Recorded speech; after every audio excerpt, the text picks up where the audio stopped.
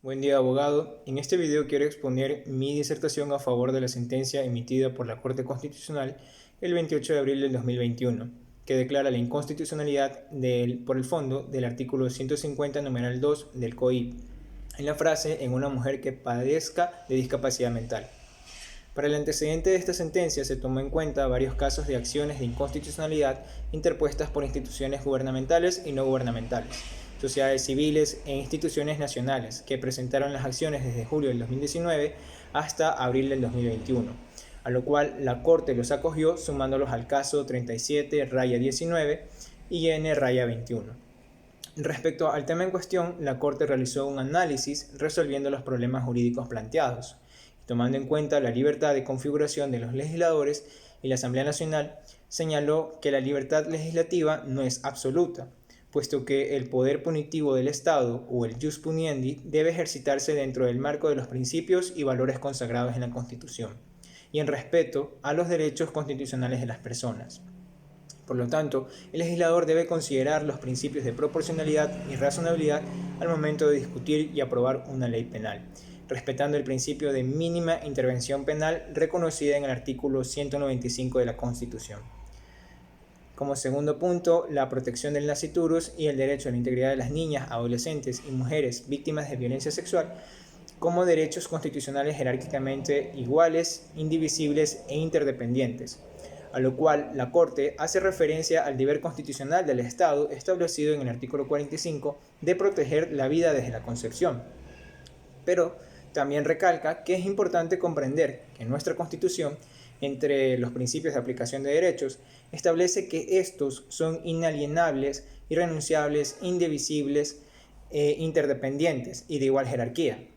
De esta forma, la Corte resuelve que aun cuando la protección de la vida desde la concepción es un valor primordial dentro de nuestra Constitución, esto no puede ser interpretada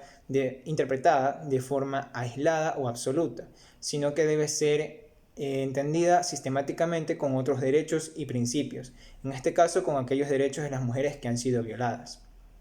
La Corte también señala la importancia del derecho a la integridad, estipulada en el artículo 66, numeral 3, ya que este comprende varias dimensiones, entre ellos la integridad física, psíquica o psicológica, moral y sexual.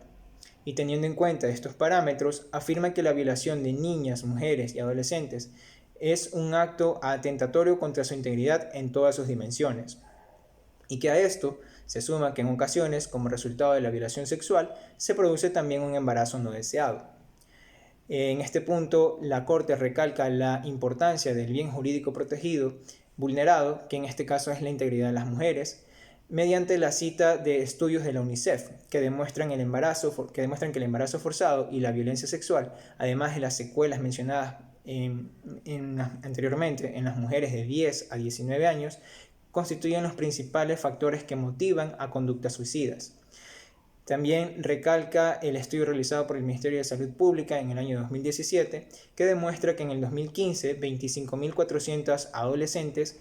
entre 15 y 19 años quedaron embarazadas, lo que produjo que 6.487 de ellas abandonaran sus estudios. Más del 50% de ellas se encontraban en la educación básica.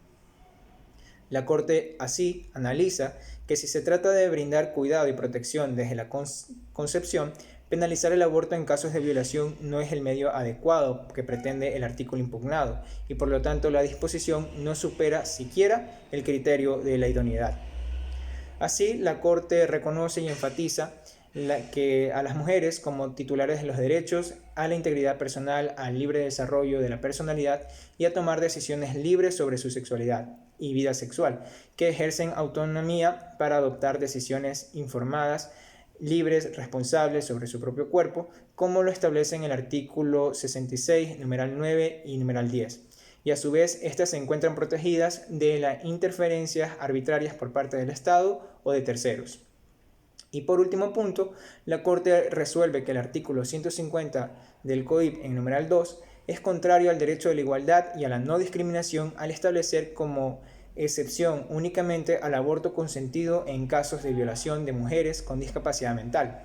ya que contraviene el principio de igualdad estipulado en el artículo 66, numeral 4, en sus dos dimensiones, como no discriminación y como no sometimiento, ya que la discapacidad mental no constituye una justificación constitucionalmente válida ni un criterio objetivo, pues al haber sido víctimas de violación sexual, en ninguno de los casos se midió el consentimiento ni influyó la capacidad mental de las víctimas. Gracias.